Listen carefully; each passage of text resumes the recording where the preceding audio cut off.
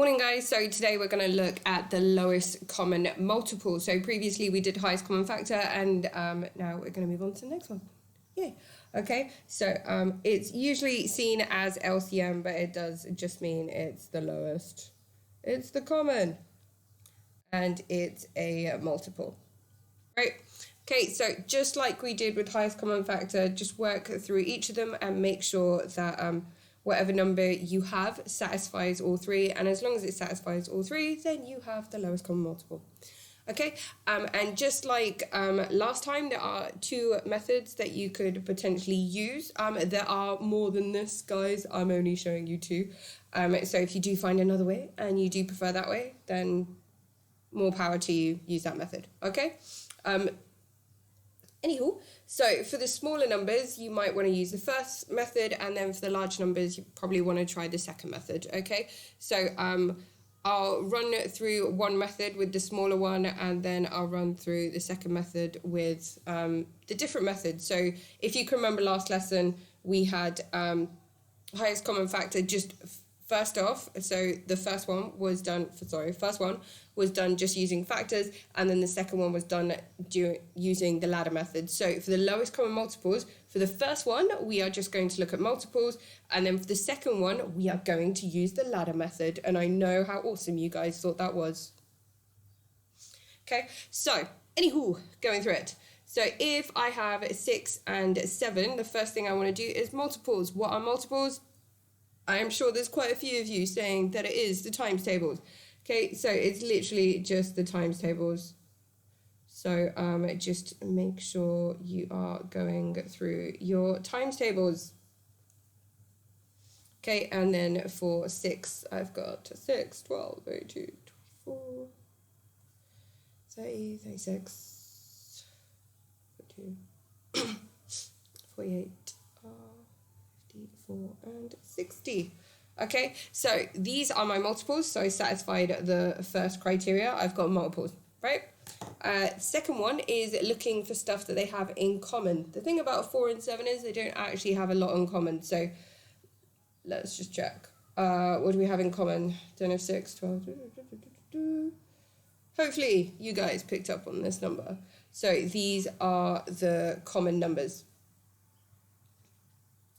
Okay, and then you just need to find the lowest one. Okay, this is the only one, so this will also be our lowest for this.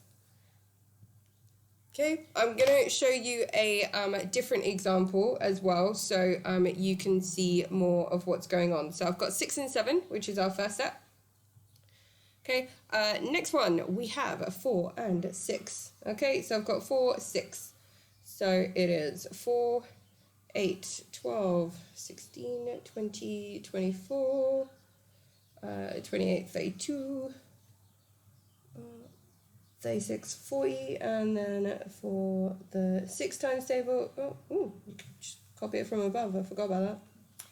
There's me doing it in my head where I could just copy it from above.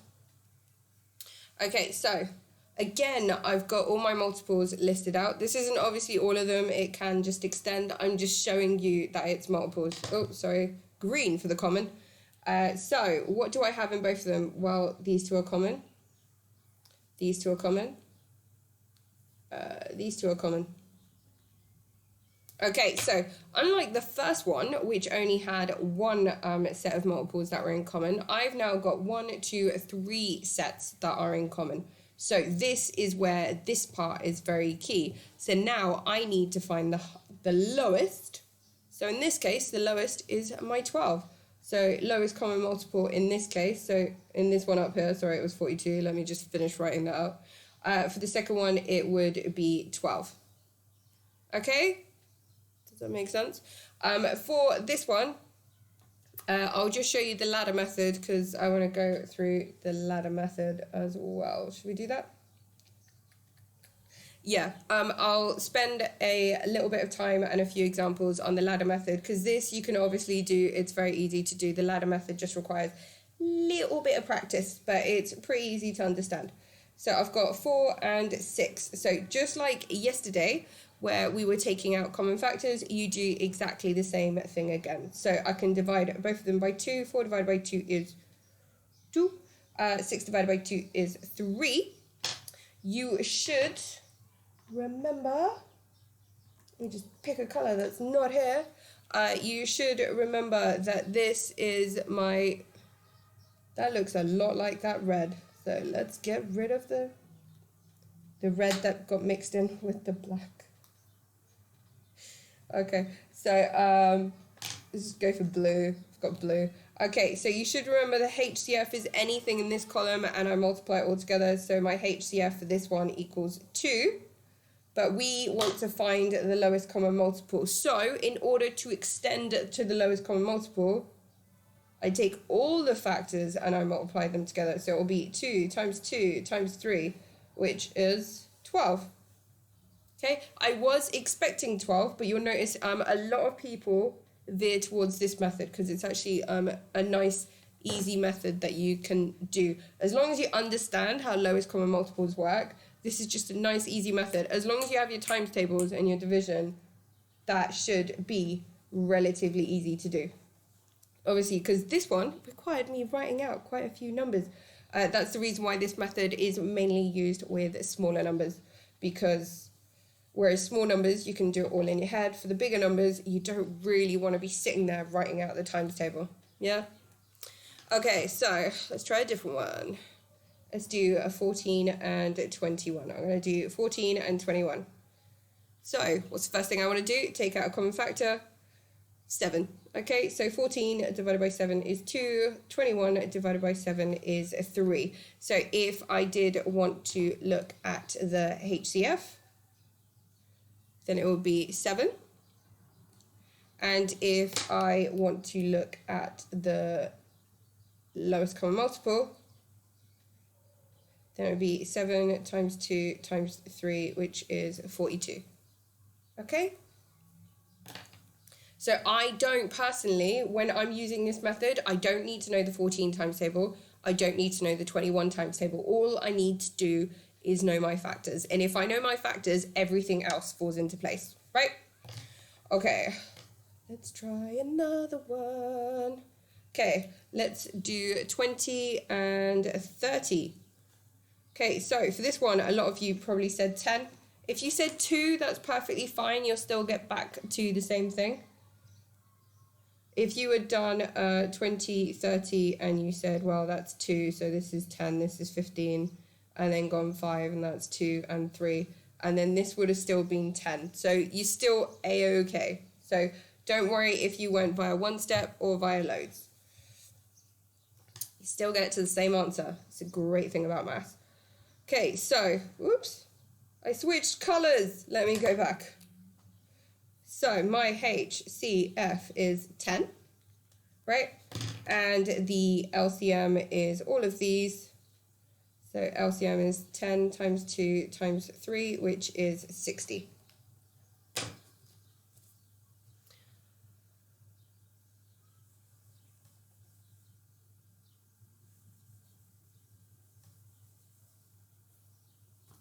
Okay, and then you have 12 and 36. Okay, so what's common? I'm going to say 2. 12 divided by 2 is 6. 36 divided by 2 is 18. What is common between those two? I'm going to say 2 again. So 6 divided by 2 is 3. 18 divided by 2 is 9. And then what is common between these two? 3. Okay, and then I'm left with 1 and 3. Okay, and I have nothing else in common except 1 now. So if I want to find out the HCF, then HCF will be 2 times 2 times 3, which is 12. And the LCM will be all of them. Okay, you may notice that I'm multiplying all of them. So I can write 2 times 2 times 3 times 1 times 3. But you may notice I already know what 2 times 2 times 3 is. It's 12 because it already tells me. Does that make sense? So that's just a little bit of a trick that some people use, because if you like doing your mental maths, then these little tricks really help you out, okay? But if I multiply all of them together, I do get 36. Okay, so for the next question, this is a slightly different way of wording it. It says the lowest common multiple of two numbers is 36 and the next one is 12. What might the other numbers be?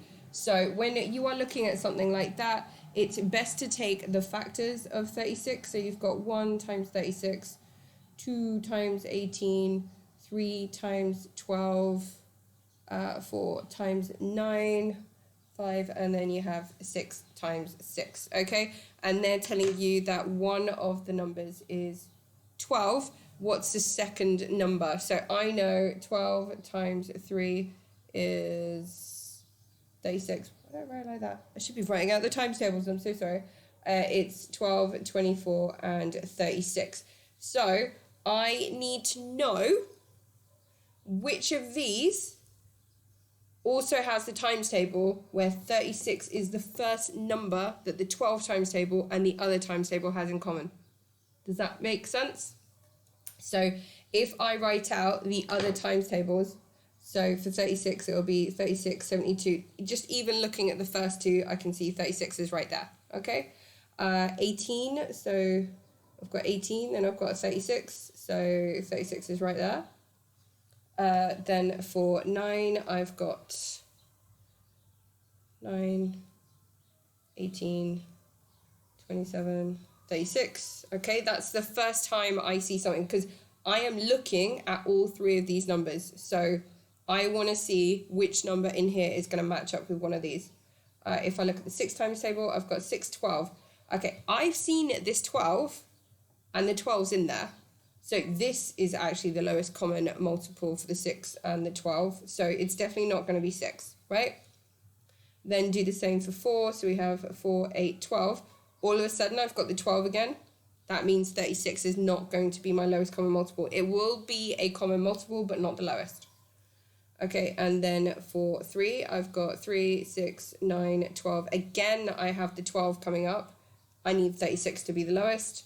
Then you have 2, 4, 6, 8, 10, 12. Again, I have the 12 and the lowest common multiple should be 36. So it's definitely not going to be 2. 1, I know 1 is going to go through the whole range, okay? So 1, 2, 3, 4, 5, 6, 7, 8, 9, 10, 11, 12. 12 is going to be lowest common multiple between 1 and 12. So the numbers you actually have open to you in this case would be the 9, the 18, and the 36. So these are the 3 possibilities you could have for what the other number might be. So if you had 12 and 9, I know the lowest common multiple is going to be 36. If I had 12 and 18, I know the lowest common multiple is going to be 36. And if I have 12 and 36, then I know the lowest common multiple will be 36. Does that make sense? So these types of questions up here, there isn't necessarily just one answer. You just need to make sure you're working through the rest of them, okay? The other 2, I'm not too worried about. I just want to check a couple of wordy questions so you guys can just see what needs to be done when it comes to wordy stuff, okay? Okay, so sometimes you won't just have numbers. Quite a lot of the time, it's where people will start asking you about actual problems, and it's for you to recognize that you would be using the lowest common multiples. Okay, so say for question number 5, I'm not going to go through the previous questions because we've already covered that skill. But say for question number 5, it says buses following route A depart from the station every 15 minutes. Buses following from route B depart from the station every 9 minutes. So it says at 9 o'clock, 2 buses depart from the station at the same time following the routes A and B. When will be the next time that both the buses following these 2 routes depart from the station together? So when it comes to these types of questions, I would always recommend that you have some sort of highlighter, okay? No one ever stops you from using highlighters when it comes to exams or anything else. And it's a very nice, easy way to bring your attention to the important pieces of information. So when it comes to question number 5, what's the important piece of information? Well, the important piece is, well, route A takes 15 minutes, right? And route B takes 9 minutes. If they both leave at the same time, so yes, it does say 9 a.m., but I'm not going to use that just yet, because first of all, I need to know how much time it takes before they come back. So if they keep going, there's otherwise one way that I could do it where I would say, well, that takes 15, then it goes 30, then it goes 45, then it goes 60. And I could start going through those. And then for this one, I'd say, well, after 9 minutes, it's going to take another 9 minutes. So then it will be 18 minutes the next time it's back. Then it will be 27 minutes. Then it will be 36 minutes. Can you see how they're both just multiples? So what am I looking for? I'm looking for the first time when they're both going to be there at the same time, which would be the lowest common multiple. I know, I'm sure you guys said that at the screen, which is perfectly fine. So if I want to look for the lowest common multiple, I personally don't want to be working through my 15 times table and my 9 times table. So I'm going to be using the ladder method. Okay, what common factor do they have? Well, they have 3. So 15 divided by 3 is 5. 9 divided by 3 is 3. Okay, so I know the HCF is 3, but I'm not looking at that. I want to look at the lowest common multiple. So my lowest common multiple is going to be all of these numbers on the outside, which is 3 times 5 times 3, which is 45. Yep, okay. So that is 45. So that means after 45 minutes, because this is all about minutes, right? Just make sure you read the question. It does talk about minutes. So after 45 minutes, both buses will be at the bus station again at the same time. So at this point, that's when I start drawing this information. So if the bus left at 9 and the bus was going to meet the other bus 45 minutes past 9. Yay. Okay, and just put an AM because they talk about AM as well. Does that make sense? I know it seems simple because it is. Okay, so that's literally all question 5 is asking you to do. And you can do the same thing with question 6. So we'll just quickly go over question 6 as well. So it says Simon checks his car tires every 6 weeks. Okay, so I'm going to say tires is every 6 weeks. I'm going to say oil is every 8 weeks. Okay, so just remember, important information. That's all we need. Sorry, let's say tire. Okay, so Simon is due to check both his tires and oil level today. How long will it be how long will it be until he next needs to check both of them together? So again, every 6 weeks, so it'll be 6, 12, 18, right? Every 8 weeks, 8, 16, 24. So find the lowest common multiple. So I've got 6 and 8. What do they both share? They both share 2. So 6 divided by 2 is 3. 8 divided by 2 is 4. So my lowest common multiple is going to be all those. So 2 times 3 times 4, which is 24. Okay, so the next time he'll do it again is after 24 weeks. Okay, although if I did, it's just a little bit of life advice, guys. Yes, we are applying maths to this, but a little bit of life advice. If you are checking your car and you need to check the oil level every 8 weeks and the other one every 6 weeks, rather than actually timing them out exactly, just check them every 6 weeks. Okay, that's just a little bit of life advice. That's what I do. I would just be like, okay. Although I'm a little bit sad when it comes to this. I actually check them every month when I was in the UK, obviously. Not there right now, don't have a car. But if you do want to make sure your car stays on top of it, checks don't take that long. Just do it every 6 weeks or every 4 weeks, it'll be fine. Okay, nothing to do with maths, just a little bit of advice. Should I try once more? Okay, so it's Megan's turn to do the washing up at her house every 3 days. It is Monday, and it is Megan's turn to do the washing up. After how many days will it be Monday and Megan's turn? Ooh, that's quite a nice one, isn't it? So it's quite tricky the way they kind of just expect you to know the numbers because they only give you one number and they don't give you the other one. Okay, so I'm saying she does it every 3 days. So Megan is every 3 days. And when does Monday happen?